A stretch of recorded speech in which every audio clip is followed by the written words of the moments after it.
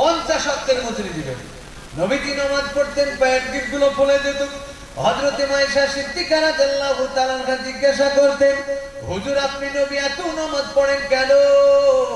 বলে আমি এই কারণেই নামাজ পড়ি, নামাজ পড়তে থাকি।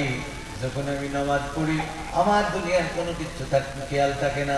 হযরত আয়েশা রাদিয়াল্লাহু তাআলা আনহার পাশে নামাজ পড়তেন। নবীজির লম্বা সেজদা থেকে ভাবতেন মারা গিয়েছে নাকি।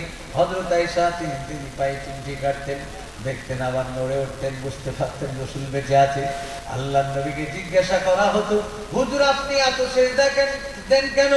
আয়েশাকে বলতেন, আয়েশা গো, আমি যদি নামাজ না পড়ি আল্লাহ আমাকে যারা পরিমাণ প্রশ্ন করবে না গো, কিন্তু আমি যতক্ষণ নামাজে দাঁড়াই ততক্ষণ আমার আল্লাহর সঙ্গে কথা হয়। আসসালাতু মিরাজুল মুমিনিন, মুমিনদের জন্য নামাজ কি মিরাজ স্বরূপ।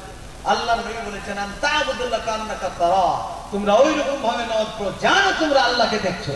আমাদের দেশের তো নামাজ ঠিক নাই। হযরত উসমান গনি 2 রাকাত নামাজে গোটা কুরআন খতম করে দিতেন। কয় রাকাতে বললাম? 2 রাকাত নামাজে প্রথম রাকাতে 15 পারা, দ্বিতীয় রাকাতে 15 পারা। আর আমাদের যদি ইমাম সাহেব একটু লম্বা চওড়া কেরাত ধরে তাহলে পিছন থেকে আমরা সিগন্যাল দেব, তাড়াতাড়ি কেউ কাশছে, কেউ হাবি করছে, মশা মারছে, মানে ইমাম সাহেব তাড়াতাড়ি গাড়ি চালাও, আমাকে আবার চায়ের দোকানে বসতে হবে। বলে না বলে না? আমাদের দেশে আছে, আপনাদের দেশে মনে হয় নাই? আছে ভাই রে আল্লাহ।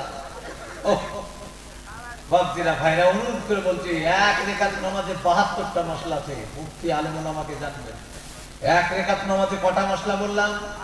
72টা। নামাজ পড়তে গেলে সহজ কথা নাই। নামাজে কাকে দেখা করবেন আপনি? নামাজে আল্লাহকে। তো আজকে প্রধানমন্ত্রীকে দেখা করতে গেলে তার কিছু মান লাগে, বুঝতে পেরেছেন? এই করে